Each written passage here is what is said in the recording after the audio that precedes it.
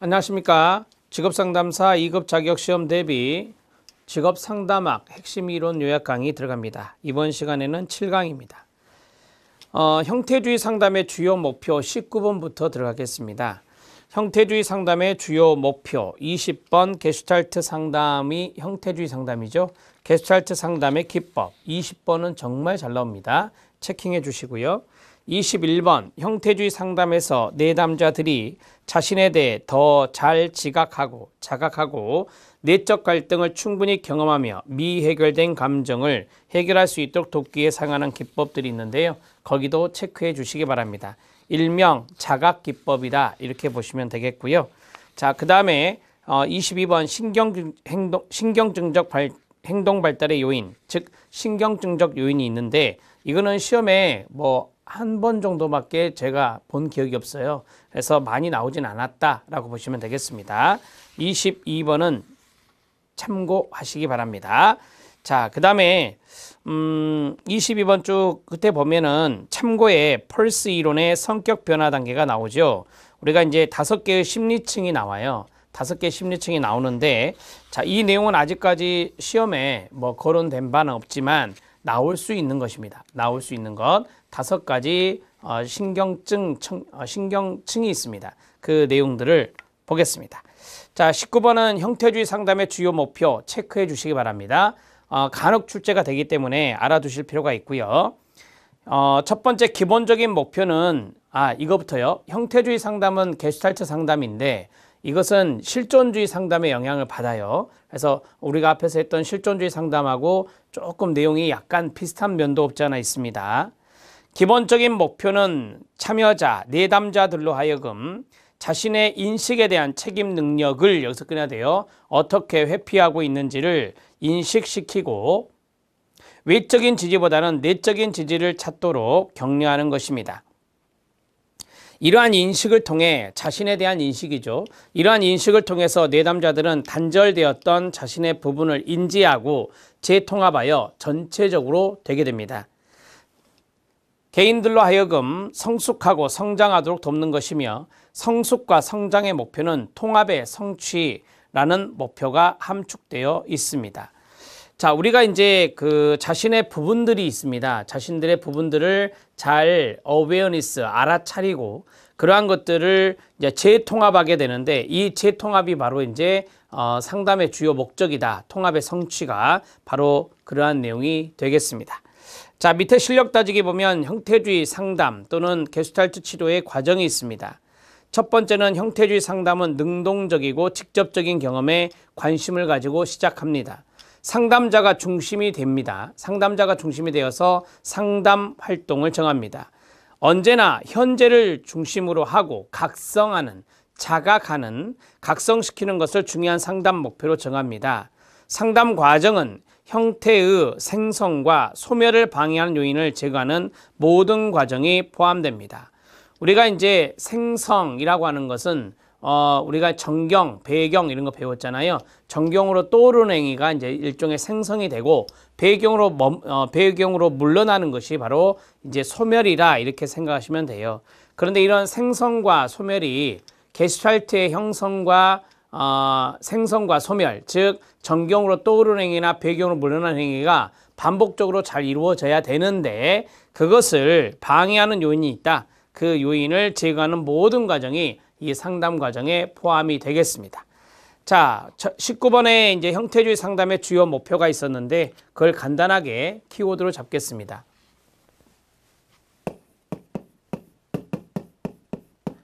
저는 게슈탈트 상담으로 통일하겠습니다.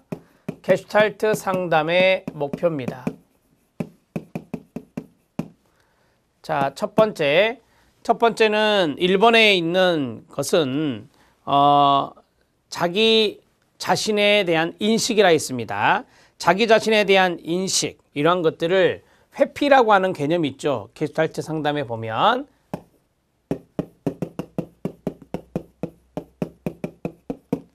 자신의 인식에 대한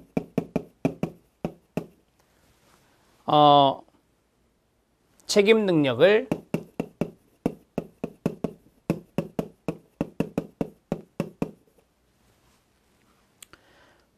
어떻게 회피하는지 인식시킨다.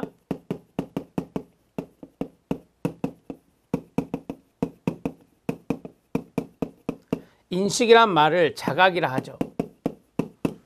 자, 이 자각은 내적인 겁니다. 그래서 내적인 지지, 이러한 것들을 강조한다 라고 보시면 되겠고, 그 다음에 두 번째. 자, 두 번째는 단절되었던 자신의 부분을 인식시킨다 라고 했습니다. 단절된 자신의 부분을, 자각이란 말을 많이 쓸 겁니다. 부분을 자각하여 이것이 재통합될 수 있도록 한다.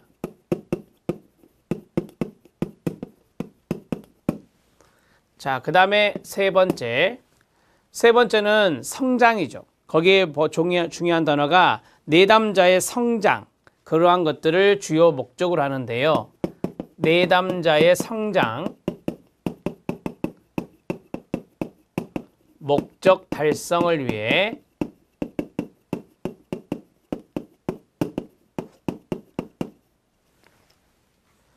통합의 성취.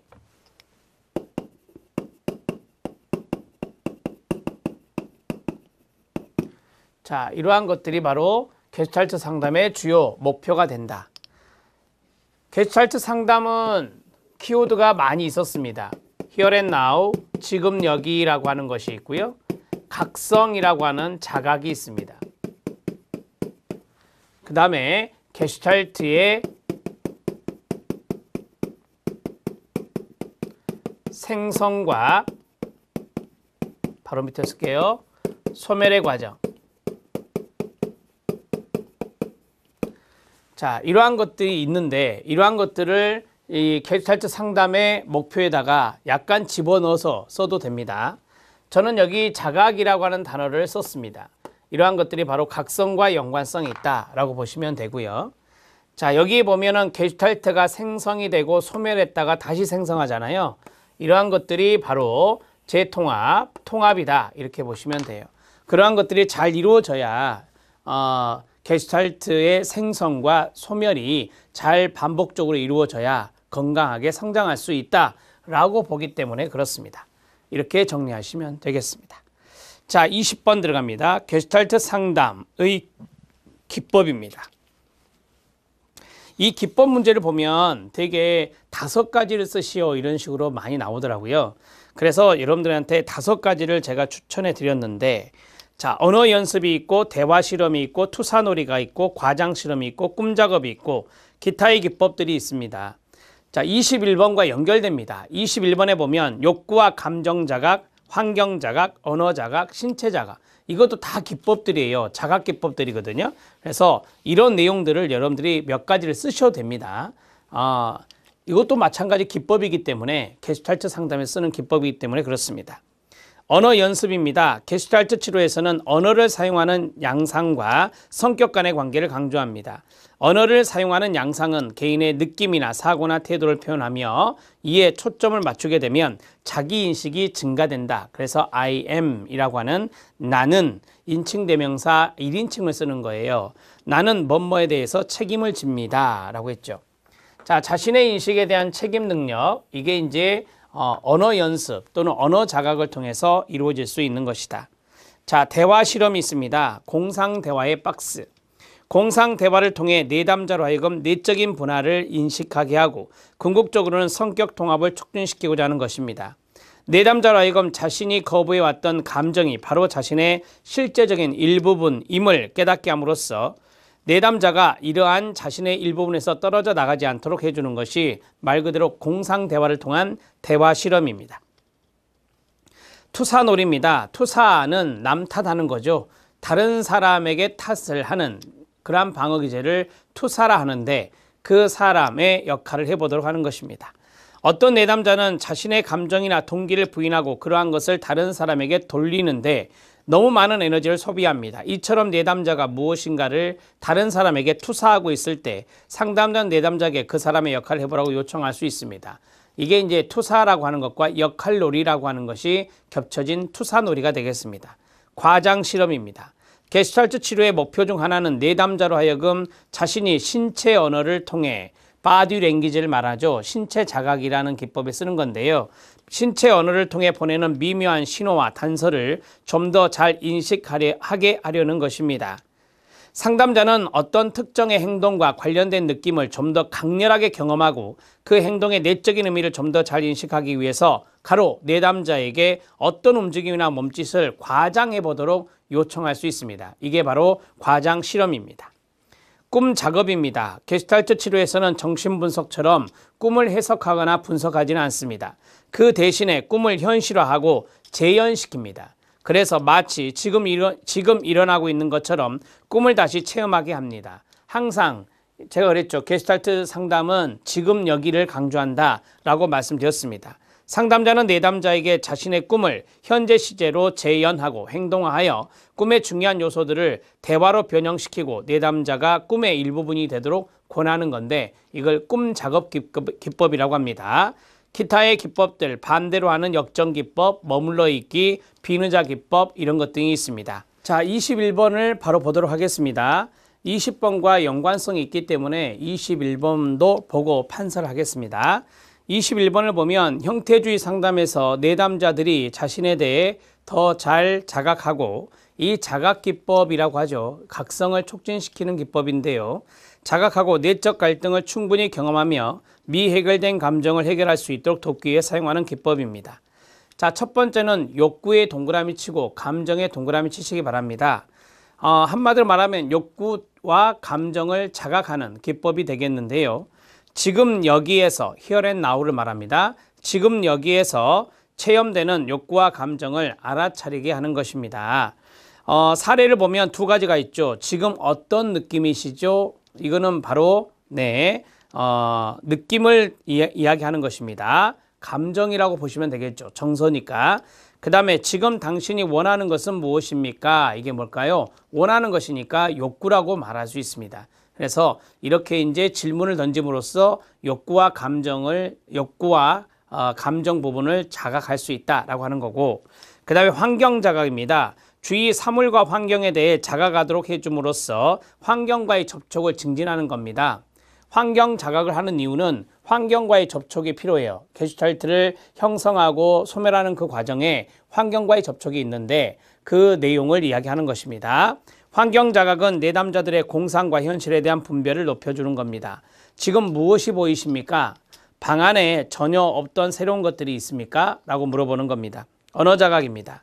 말에서 행동의 책임 소재가 불명확한 경우 자신의 감정과 동기에 책임을 묻는 문장으로 말하는 겁니다. 나는 이라는 말 대신에 그 사람이라고 말을 한다면 끊어요. 나는으로 바꾸어 말하게 하는 겁니다. 1인칭 대명사 쓴다고 그랬었죠. 신체 자각입니다. 보기, 듣기, 만지기, 맛보기, 냄새 맡기, 목소리 내기 등의 감각 작용을 통해서 감각 작용의 가로요. 이러한 신체 감각이 되겠죠. 신체 감각 작용을 통해서 환경과의 접촉을 증진시키는 것이 되겠습니다. 정신작용과 신체작용은 서로 불가분의 관계에 있기 때문에 신체 감각에 대해 지각하게 함으로써 자신의 감정이나 욕구, 무의식적인 생각을 자각하게 하는 겁니다. 당신의 호흡을 자각해 보세요. 당신의 신체 감각을 한번 느껴보세요 라고 하는 것들이 사례가 될 수 있겠습니다. 언어 연습입니다. 앞에서 이야기했던 것이죠. 2번만 보죠. 언어를 사용하는 양상은 개인의 느낌, 사고, 태도를 표현하며 이에 초점을 맞추게 되면 자기 인식이 증가됩니다. 인칭 대명사, 1인칭, 나는 나는 사용한다 그랬어요. 나는 뭐뭐에 대해 책임을 집니다 라고 하는 그러한 연습입니다. 자, 그러면 여기에 대해서 한번 쭉 보겠습니다. 게슈탈트 상담의 기법입니다.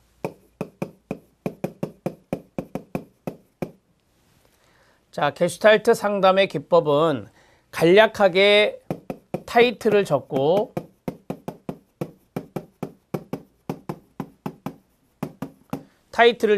설명을 아주 짤막한 문장으로 하셔도 됩니다. 정확한 기법이 들어가는 게 가장 중요하겠죠. 자, 언어 연습이 있는데 언어 연습은 우리가 이제 뒤에 각성 기법이 있었잖아요. 그때 별도로 하기로 하고 자, 대화 실험이라고 하는 것이 있습니다.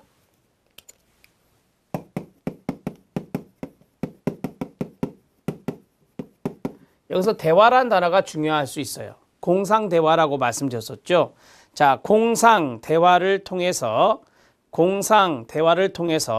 거기 두 번째 줄에 보면 자신이 거부해왔던 감정, 이러한 것 등이 바로 이제 실제적인 일부분임을 깨닫게 해준다라고 했습니다. 공상대화를 통해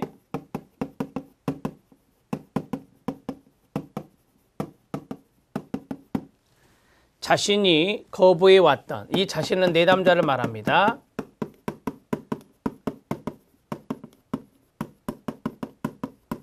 자신이 거부해왔던 감정이 일부분임을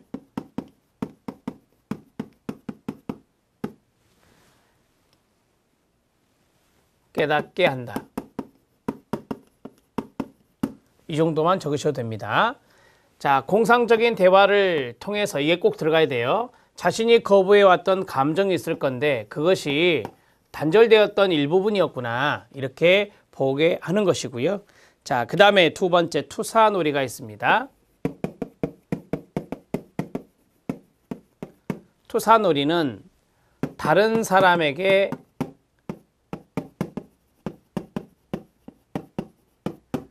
책임을 전가하는 경우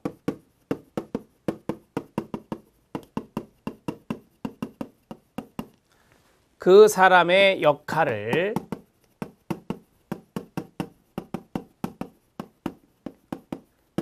해 보도록 하는 겁니다. 세 번째, 과장 실험이 있습니다. 과장 실험은 이게 좀 중요할 수 있죠. 자, 이 과장은 내담자에게 어떠한 움직임이나 몸짓, 이러한 것들을 우리가 이제 신체 언어라고 하거든요. 이런 것들을 과장해서 해보도록 요청하는 겁니다. 자, 거기에 보면은 어떤 행동과 관련된 느낌을 강렬하게 경험하게 하기 위해서 그러는 거예요. 행동과 관련된 느낌을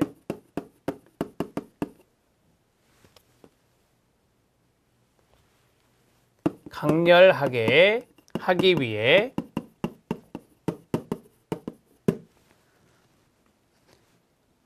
몸짓을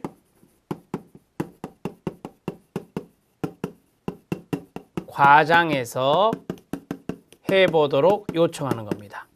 해보도록 한다. 해보도록 한다. 자, 과장 실험은 이게 좀 중요하고요.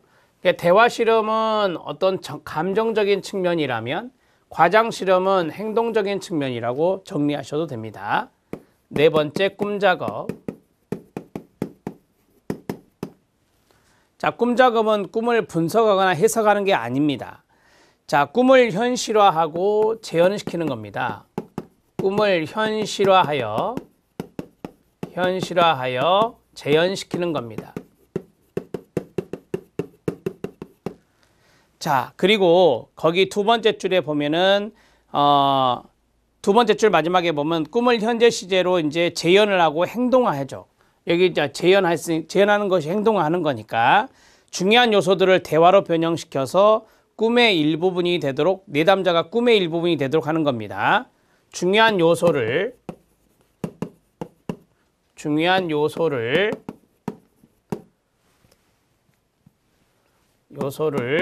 대화로 변형시켜 내담자가 꿈의 일부가 되게 합니다.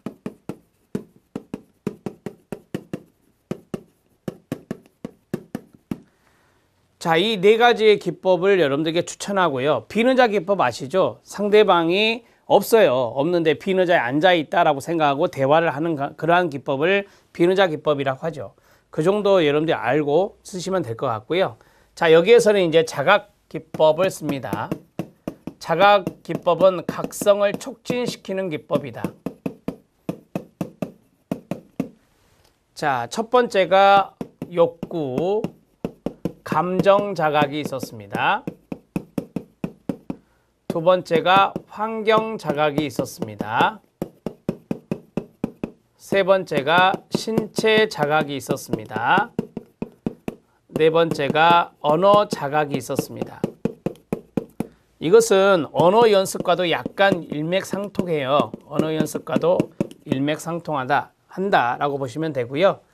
자, 여기에 말 그대로 자각 각성 촉진 기법은 지금 여기의 상황입니다. 지금 여기의 상황이니까 지금 여기에서의 욕구라든지 느낌을 알아차리게 하는 겁니다. 이렇게 간단히 쓰시면 돼요.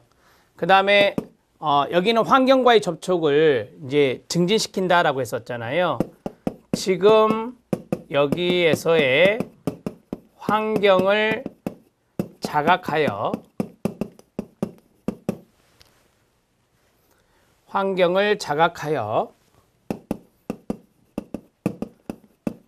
환경과의 접촉을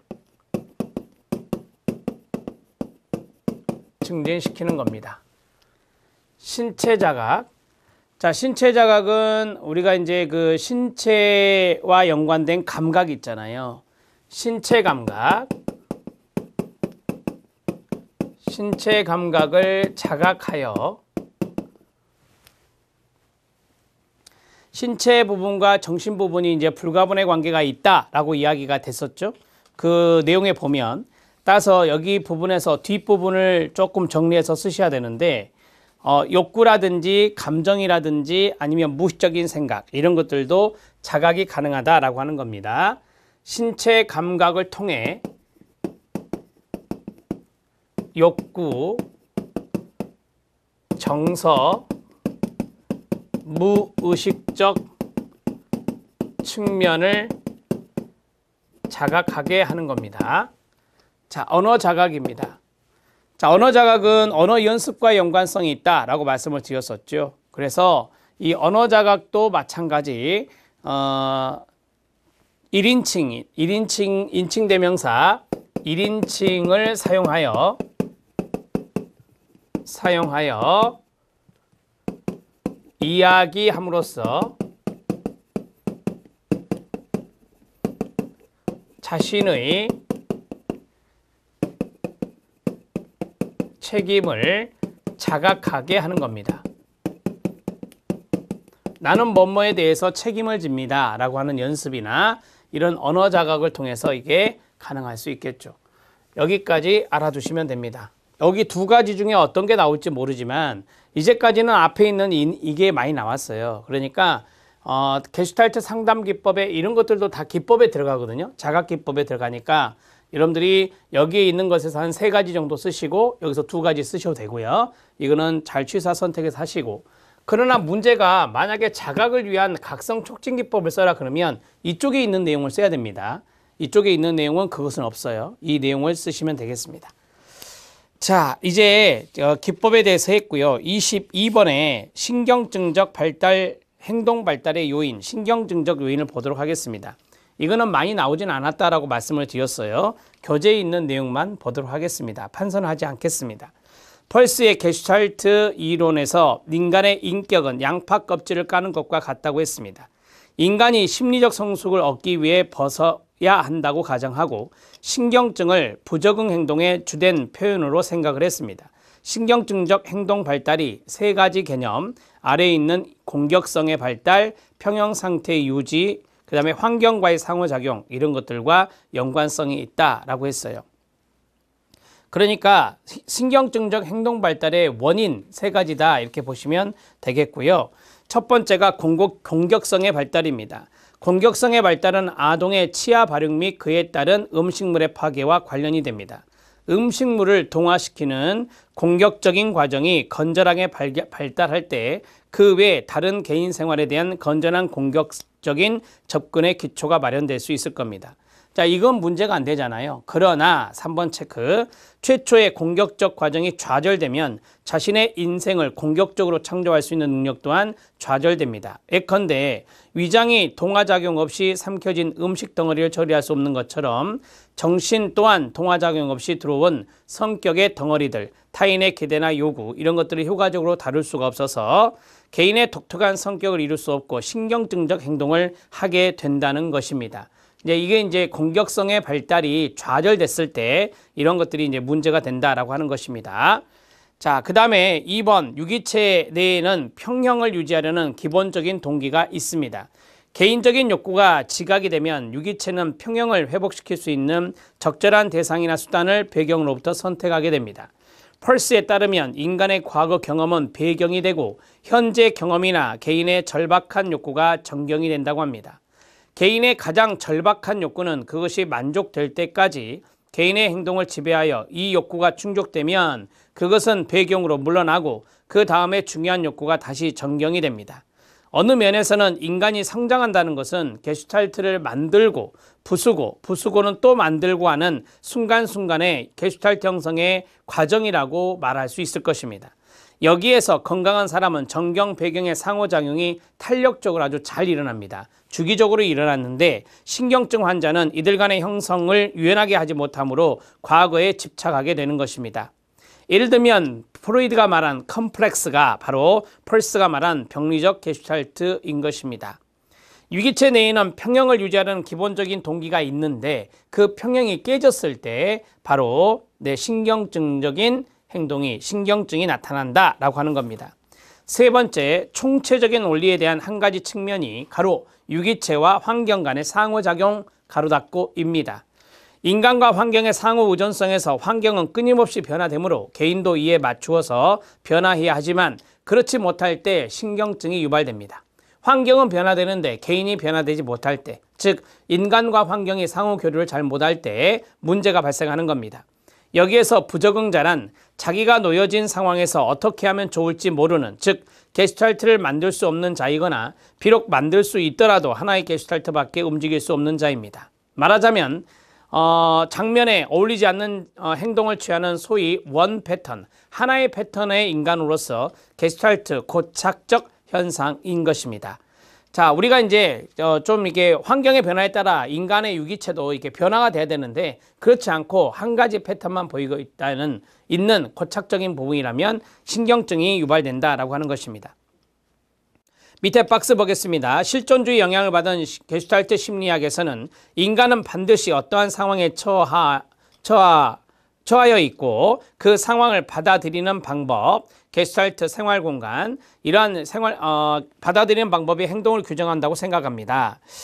이런 관점에서 건강한 인간이란 상황에 따라 자유자재로 게슈탈트를 만들 수 있는 인간이라 할 수 있습니다. 따라서 게슈탈트 상담은 게슈탈트를 만들 수 없는 사람이나 원 패턴의 게슈탈트밖에 만들 수 없는 사람에게 게슈탈트를 창조할 장을 주려고 하는 것입니다. 자, 이런 것들이 이제 게슈탈트 치료를 통해서 이제 가능해지게 되는 거죠. 그런 것들을 이제 하기 위해서는 자각요법이 먼저 필수적으로 필요하고요. 자, 게슈탈트 학자의 프리츠 펄스 이론의 성격 변화 단계를 보겠습니다. 펄스는 심리 치료를 통한 성격 변화의 단계를 5개의 심리층 개념으로 설명했는데요. 이는 심리 치료를 통해 성격이 변화되고 성숙되어가는 변화 과정을 비유적으로 설명한 개념입니다. 자, 우리가 이제 피상층에서부터 폭발층까지 나와 있는데 가장 바람직한 것은 폭발층입니다. 자, 피상층 혹은 사이비층입니다. 사람들이 서로 형식적이고 의례적인 규범에 따라 피상적으로 만난다 해서 피상층이라고 합니다. 표면적으로는 세련된 행동과 적응적인 행동을 보이지만 자신을 깊이 노출시키지 않으므로 진정한 변화가 일어나지 않습니다. 자, 두 번째 층은 아래가 이제 피상층이고 그 다음 위가 공포층입니다. 공포층 또는 연기층이라고 합니다.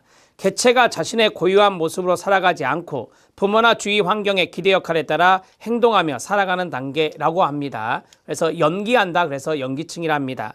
이 단계에 있는 개체는 환경에 적응하기 위해 자신의 욕구를 억압하고 주위에서 바라는 역할 행동을 연기합니다. 그리고 연기하며 사는데 그들은 자신이 하는 행동이 연기라는 것을 망각하고 그것이 진정한 자신인 줄 착각하고 삽니다.